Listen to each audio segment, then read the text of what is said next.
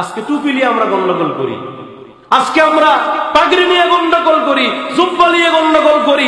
আমরা আজকে সমাজের ভিতরে মুসলমান আলাদা হয়ে যাওয়ার কারণে, মুসলমান দলাদলি করার কারণে আজকে ইহুদি আর নাসারারা মুসলমানদের মতো উপর ক্ষমতা প্রয়োগ করে, ঠিক কিনা কর? যদি মুসলমান এক থাকতেন এই বাংলার জমিনে কোরআন বিরোধী কোন আইন পাশ হতো না, ঠিক কিনা কর? যদি আমরা বাংলাদেশের মুসলমান 92% মুসলমান কাঁধে কাঁধ মিলিয়ে যদি এক প্ল্যাটফর্মে আসতে পারতাম, ওয়াতাসিমু বিহাবলিল্লাহি জামিআন ওয়া লা তাফাররাকু, আল্লাহর রজ্জুকে যদি শক্ত করে ধরতে পারতাম, নাস্তিক আর মুরতাদেরা কোরআনের বিরুদ্ধে কথা বলার মতো সাহস পেত না, ঠিক কিনা? কিন্তু আজকে নাস্তিক আর মুরতাদেরা তারা সবাই এক হয়েছে আর মুসলমান সব আলাদা হয়ে গেছে। এই জন্য মুসলমান কোরআন বিজয়ী করতে গেলে সর্বপ্রথম মুসলমানদেরকে এক হওয়া লাগবে, ঠিক কিনা কর? আমাদের প্রভু একই নবীর উম্মত, জীবন বিধান ওই শিবানী কোরআন।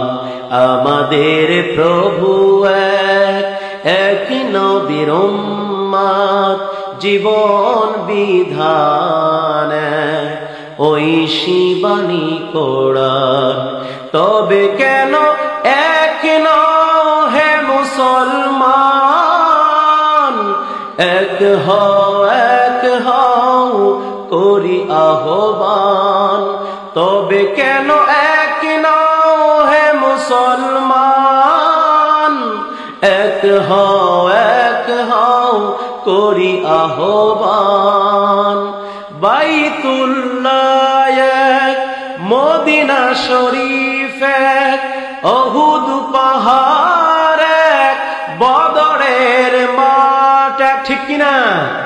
বাইতুল্লাহ এক, মদিনা শরীফ এক, উহুদ পাহাড় এক, বদরের মাঠ এক। একইটা তো জীবন আর মরণ যে একবার, একইটা তো জীবন আর মরণ যে একবার। একই সাথে মিলে মিশে একই স্থান।